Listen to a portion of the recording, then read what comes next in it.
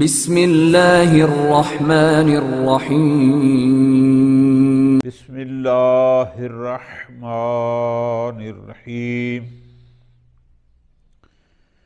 التجربۃ والایمان باللہ۔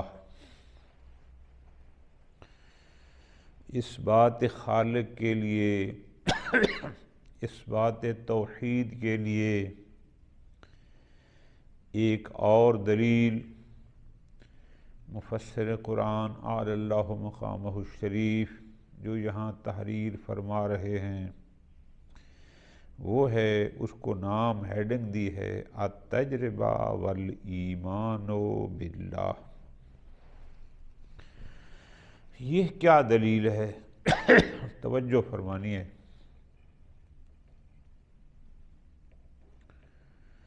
فلاسفہ میں ایک بحث ہے، ذرا غور فرمانا، اس کو ذہن میں رکھیں گے تو اگلی بات آپ کو سمجھ آئے گی۔ فلاسفہ کہتے ہیں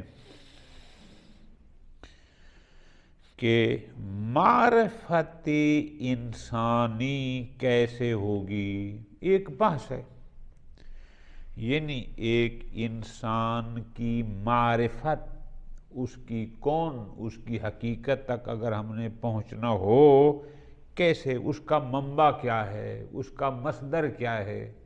ٹھیک ہو گیا جی؟ پوری توجہ۔ منبع، اصل، بنیاد، کیا شے ہے کہ جس سے انسان کی معرفت ہو۔ اس کو مقدمہ میں عرض کر رہا ہوں، آگے پھر تھوڑا سا اشارہ کیا ہے اعلی اللہ مقامہ نے۔ یہ فلاسفہ خود تین حصوں میں تقسیم ہو گئے۔ اچھا،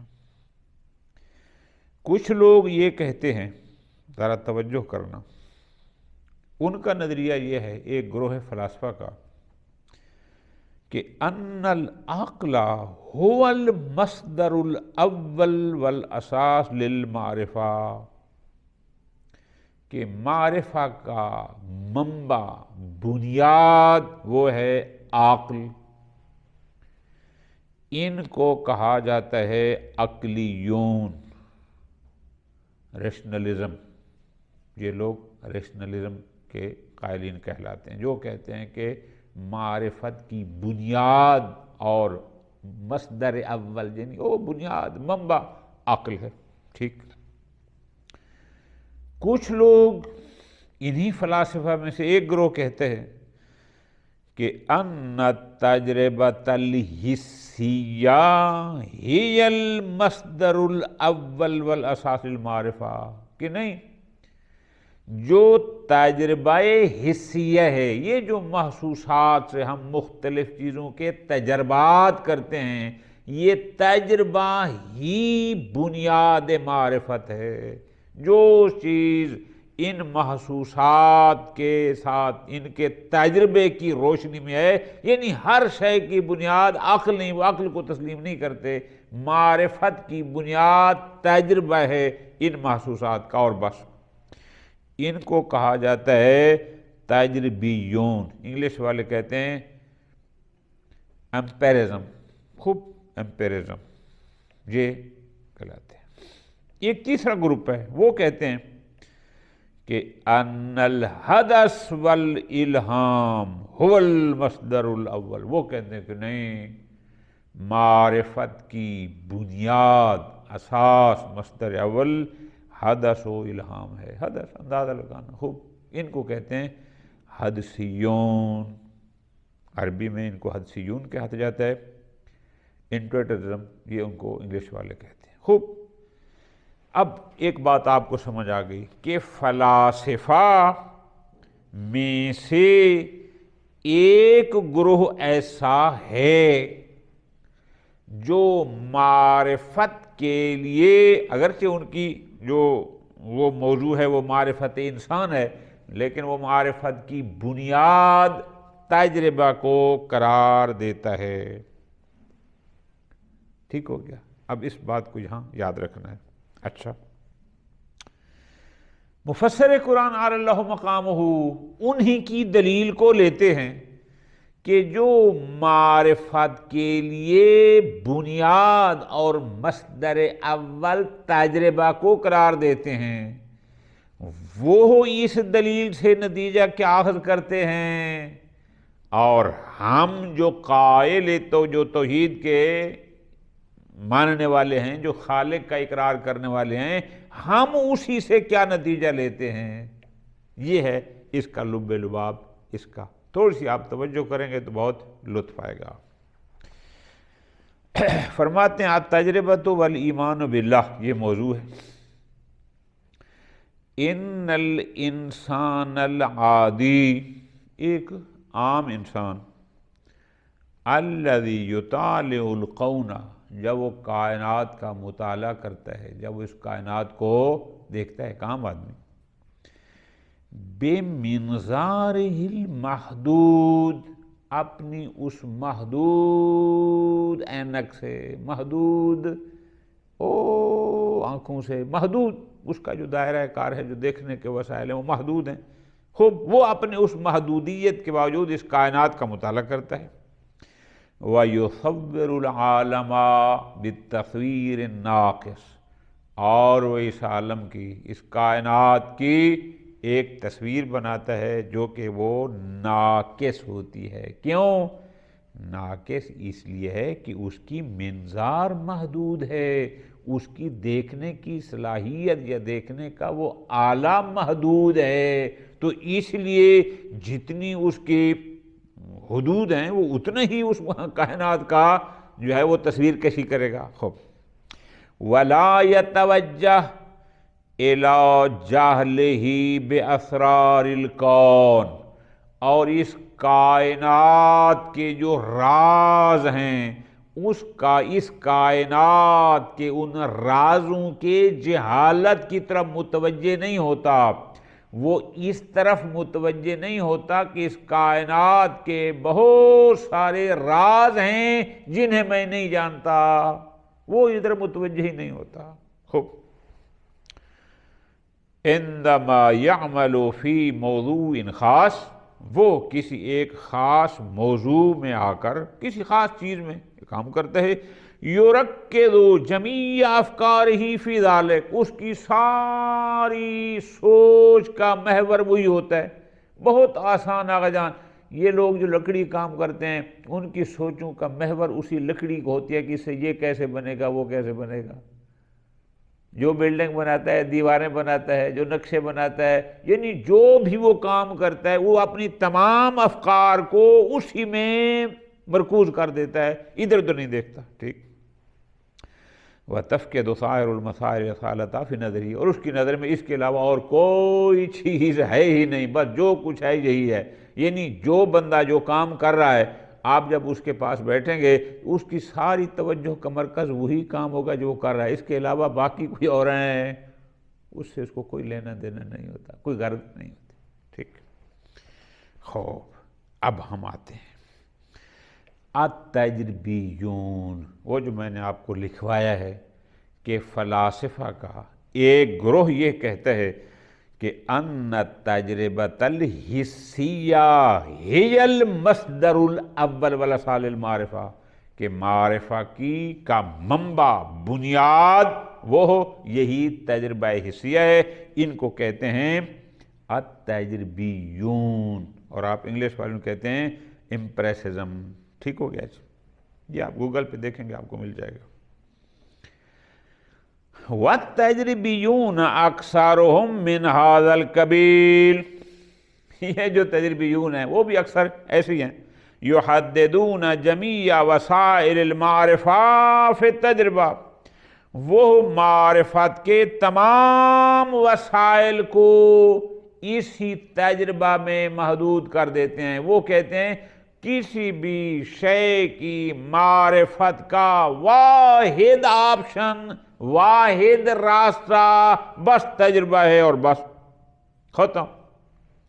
وَيَقُومُونَ بِتَذْلِيلِ الْفِكْرِ الْبَشَرِي، اور جو افکار بشری ہیں، جو عقلیات ہیں، جو عقل سے کام لیتے ہیں، وہ ان کو تذلیل، یعنی ان کو گمراہ قرار دیتے ہیں کہ یہ جو کہتے ہیں کہ عقل محور ہے اور اپنے عقل سے کام لیتے ہیں، وہ ان کو گمراہ قرار دیتے ہیں، تدریج ان کو گمراہ قرار دیتے ہیں. ٹھیک. بینما تجربہ، حالانکہ یہ تجربہ وسیلتن، یہ تجربہ وسیلہ ہے، آلہ ہے. کس کے لیے؟ لِکَشْفِ الْعَلَاقَاتِ الطَّبِیعِیَّةِ بَیْنَ الْأَشْیَاءِ الْحِسِّیَّةِ. بڑی توجہ کرنی ہے، مفسر قرآن نے بڑی محنت کی ہے، مختصر الفاظ میں بڑے بڑے موضوع کو کھولا ہے. فرماتے ہیں تجربہ کیا ہے؟ یہ جو اشیاء حسیہ ہیں، یعنی یہ جتنے محسوسات ہیں، ان محسوسات کے درمیان جو ایک قدرتی تعلق ہوتا ہے، اس تعلق کو کشف کرنے کا، ظاہر کرنے کا، سمجھنے کا وسیلہ تجربہ ہے. جب ہم تجربہ کرتے ہیں تو ہمیں پتہ چلتا ہے کہ اس محسوس کا اس محسوس کے ساتھ تعلق کیا ہے، قدرتی تعلق کیا ہے، وہ اس کے لیے کام آتا ہے. ٹھیک. بس پوری توجہ، یعنی تجربے کا کام ہے ان اشیاء حسیہ کے درمیان قدرتی تعلق کو کشف کرنا کہ اس کا اس سے قدرتی طور پر تعلق کیا ہے، بس یہ ظاہر کرنا. لا يمكن ان تكون وسیلة لمعرفة الخالق. تجربہ کے ذریعے آپ کسی بھی شے، حسی شے کی، محسوس شے کے خالق کو کشف نہیں کر سکتے. تجربہ آپ کو یہ نہیں بتائے گا کہ اس شے کو بنانے والا کون ہے، یہ تجربے کا کام نہیں ہے. ٹھیک ہو گیا جی. حتیٰ کہ بل لمعرفت مطلق ما لا يدخل تحت الحواس من الکلیات. کچھ کلیات ایسی ہیں، کچھ مفہوم کلی ایسے ہیں کہ جن کو فقط عقل درک کرتا ہے. وہ کلیات جن کو فقط عقل درک کر سکتا ہے، ان کی معرفت بھی اس تجربے سے نہیں ہوتی، چونکہ وہ معقولات میں سے ہیں، محسوسات میں سے نہیں ہیں. معقولات اور محسوسات، بہت توجہ رکھنی ہے. ٹھیک ہو گئے.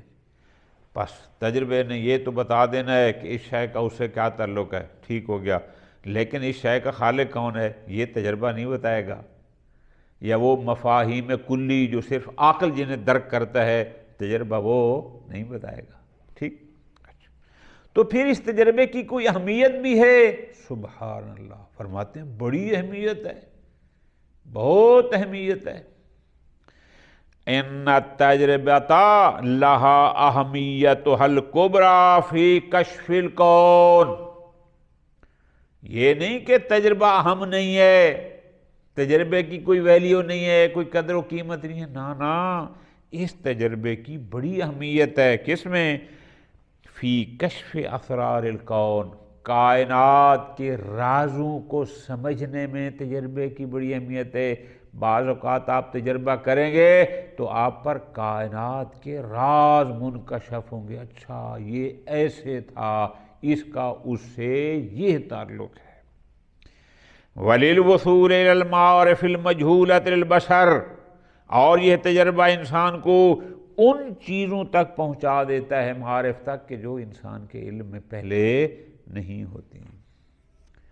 یہ تجربہ بہت اہم ہے. میں نے خود دیکھا، امیر المومنین فرماتے ہیں العقل عقلان، عقل الطبع و عقل التجربہ. یعنی مولا کائنات عقل کی دو قسمیں بنا رہے ہیں، ایک عقل طبعی ہے اور ایک عقل تجربہ. ایک اور حدیث میں فرمایا فی التجارب علم مستأنف. تجربات سے ایک نیا علم حاصل ہوتا ہے. ایک حدیث میں ان کے الفاظ جو ہیں وہ یہ ہیں کہ التجارب علم مستفاد، تو پس تجربہ کی اہمیت سے انکار نہیں ہے، لیکن بات ہے کہ اس تجربات سے وہ کیا سمجھتے ہیں، ہم کیا سمجھتے ہیں۔ اب ذرا غور فرمانا ہے۔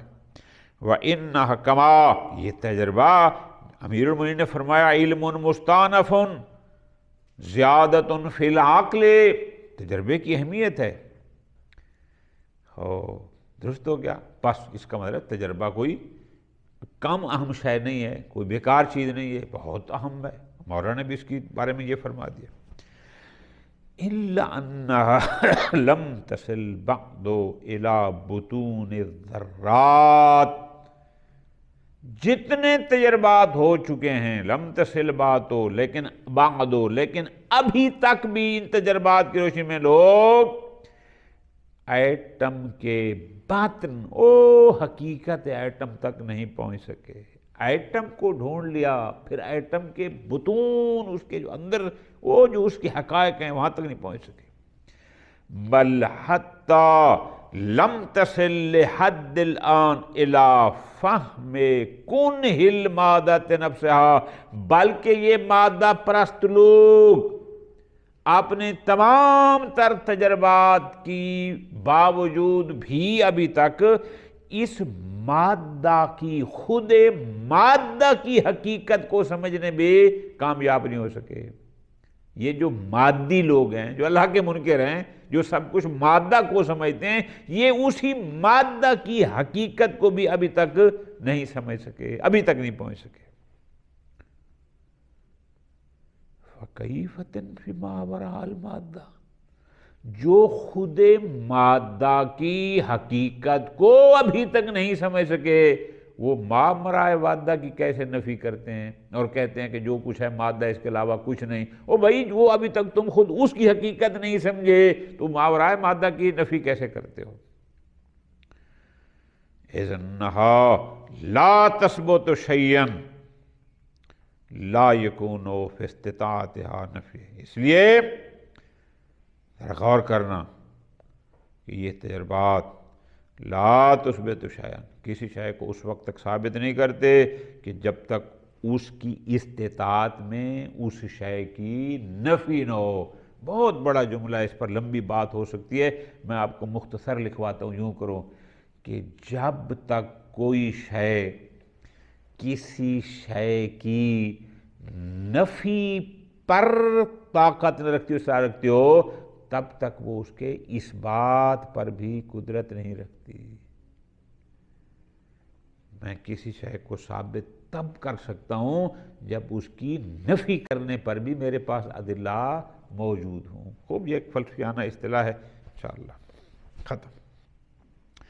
اب آگے فرماتے ہیں فَلَوْ لَمْ يَكُنْ عِنْدَ الْإِلَٰهِيِّينَ دَلِيلٌ وَاحِدٌ عَلَى التَّوْحِيدِ، اگر اللہ کو ماننے والوں کے لیے الہیین کے پاس توحید پر کوئی ایک دلیل بھی نہ ہو، فلو کی بات ہے نا، فرض کر رہے ہیں کہ اگر ان کے پاس ایک دلیل بھی نہ ہو، فَإِنَّ مَنْطِقَ التَّجْرِبَةِ لَا يَسْتَطِيعُ أَن يَنْفِيَ وُجُودَ اللَّهِ، لیکن یہ جو تجربے والی منطق ہے، یہ جو طریقے انداز استدلال تجربے والا ہے، اس سے وجود الہ کی نفی بھی نہیں ہو سکتی۔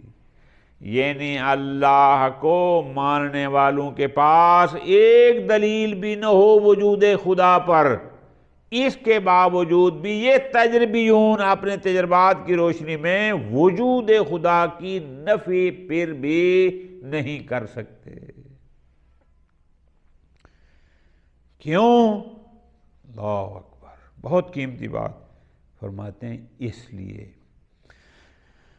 کہ ان انکار وجود اللہ یلازم دعوی العلم بالنظام الکونی کلہ۔ بہت دقیق بات کہ اللہ کے وجود کا انکار کرنا جو کہتا ہے کہ اللہ نہیں ہے، وجود اللہ کا انکار کرتا ہے، اس کا لازمہ یہ ہے کہ یہ منکر کہتا ہے کہ اس نظام کائنات کا مجھے پورا علم ہے، کہیں بھی اللہ نہیں ہے۔ ٹھیک ہے جی، یعنی جو اللہ کا وجود خدا کا انکار کرتا ہے، گویا وہ یہ کہہ رہا ہے کہ مجھے اس نظام ہستی کے پورے سسٹم کا، اس کائنات کے پورے نظام کا مجھے علم ہے اور کہیں بھی اللہ نہیں ہے۔ گویا کہ وہ یہ کہتا ہے، کیونکہ اس سے لازم تو یہی آتا ہے، فرماتے ہیں بطلان ھذہ الدعویٰ فی غایۃ الوضوح، ایسا دعویٰ 100% باطل ہے کہ کوئی بھی شخص یہ دعویٰ نہیں کر سکتا کہ وہ کہے کہ میں نے کائنات کے پورے نظام کا میرے پاس علم ہے کہ یہ کس طرح چل رہا ہے، اور ایسا نہیں ہے۔ لیکن نفس السؤال یہ توجہ للمتدینین ایضاً، ممکن ہے کہ ان کی طرف سے اہل دین پر، جو دین کے قائل ہیں، ان پر بھی یہی سوال آ جائے، کیا کہ ان دعویٰ لوجود اللہ، کہ تم جو کہتے ہو اللہ ہے، اس کا مطلب ہے تمہارا بھی یہ دعویٰ ہے کہ تم اس کائنات کے پورے نظام کا علم رکھتے ہو۔ اگر ہمارے اوپر یہ اشکال، ہم نے کہا اللہ نہیں ہے، تم نے سوال اٹھایا کیا تمہارے پاس پورے اس نظام ہستی کا علم ہے، تو آپ جو کہہ رہے ہیں کہ اللہ ہے، تو ہمارا سوال آپ پر ہے کیا تمہارے پاس اس پوری کائنات کے نظام کا علم ہے، جو کہہ دو کہ ہم نے پوری کائنات کے سسٹم کو دیکھا ہے اور اس میں اللہ ہے؟ وہ سوال ہم سے بھی کر سکتے ہیں۔ نقول فی الاجابۃ عن ذلک، اس کا جواب ہم یوں دیں گے کہ ایک سوال ہے وجود خدا کے منکر سے، ایک ہے وہی سوال ہے وجود خدا کے قائل سے، لیکن ان دونوں میں فرق ہے۔ فرماتے ہیں وَنَقُولُ فِي الْإِجَابَةِ عَنْ ذَلِكَ، ہم جواب میں یہ کہیں گے کہ إِنَّ هُنَاكَ فَرْقًا بَيْنَ هَذَيْنِ الدَّعْوَيَيْنِ، کہ یہ جو دو دعوے ہیں، ایک دعویٰ ایک یہ ہے کہ اللہ نہیں، ایک کہتا ہے کہ اللہ ہے۔ ٹھیک، اچھا، فرق ہے۔ کیوں فرق ہے؟ چونکہ لازم تو دونوں کا ایک آ رہا تھا، جو منکر ہے اس سے بھی یہی لازم آتا تھا، اس کو کائنات کے سارے سسٹم کا علم ہے، جو اقرار کر رہا ہے اس سے بھی لازم یہی آ رہا تھا، تو پھر فرق کیسے ہے؟ ہاں، فرق یہ ہے لِأَنَّ ثُبُوتَ الْإِلَٰهِ فِي الْكَوْنِ، اس کائنات میں اللہ کے وجود کے لیے، ثبوت کے لیے کہ اللہ ہے، یکفی فیہ، اس کے لیے بس اتنا کافی ہے۔ کتنا؟ العلم فی الجملہ، ہمیں علم تفصیلی تو نہیں لیکن ہمیں علم اجمالی ہے۔ کیا؟ بما فی الکون من الاتقان المحیر والحکمت الباہرہ، کہ اس کائنات میں ایک پختگی ہے، ایک سسٹم ہے، بہت آسان سمجھنے کے لیے، کہ ہم دیکھ رہے ہیں معین وقت پہ غروب ہوتا ہے، معین وقت پہ طلوع ہوتا ہے، معین اوقات میں سردی آتی ہے، معین اوقات میں گرمی آتی ہے، گرمیوں کے پھل گرمیوں میں ہوتے ہیں، سردیوں میں نہیں آتے، سردیوں کے پھل گرمیوں میں نہیں آتے۔ یہ جو پورا سسٹم ہے، اتقان اور حکمت، واضح چیزیں نظر آ رہی ہیں۔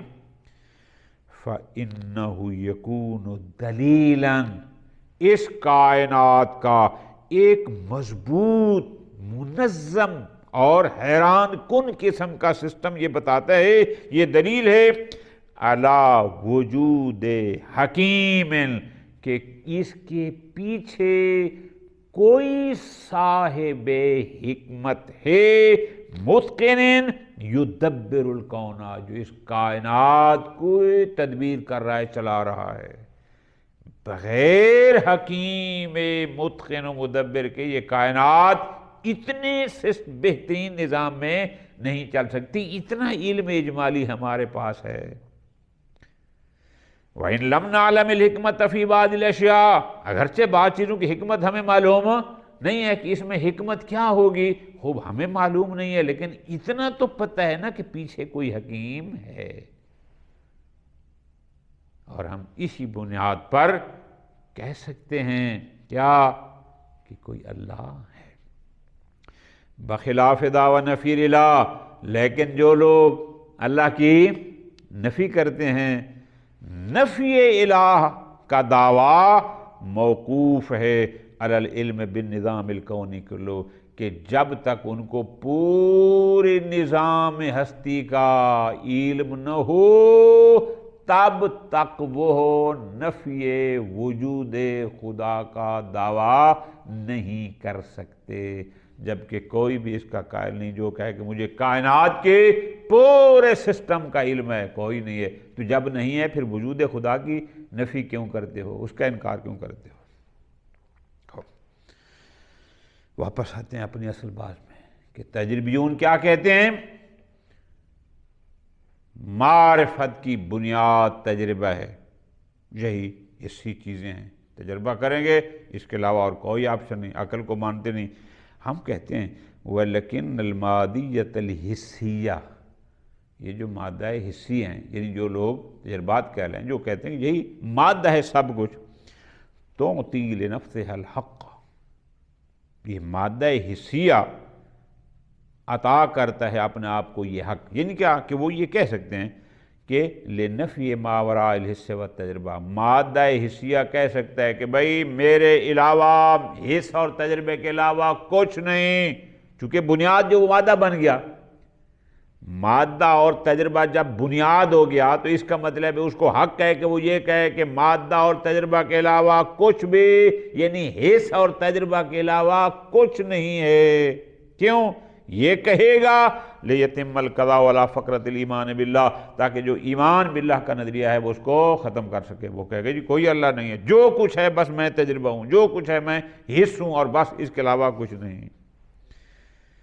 لیکن والحال ان تجاوزہم حدود الحس، کہ یہی مادی لوگ، یہی تجربیون، یہی حس کی بات کرنے والے حس کی حدود سے تجاوز کرتے ہیں. وہ کہتے ہیں نہیں، محسوسات سے بڑھ کر بھی کوئی شے ہے.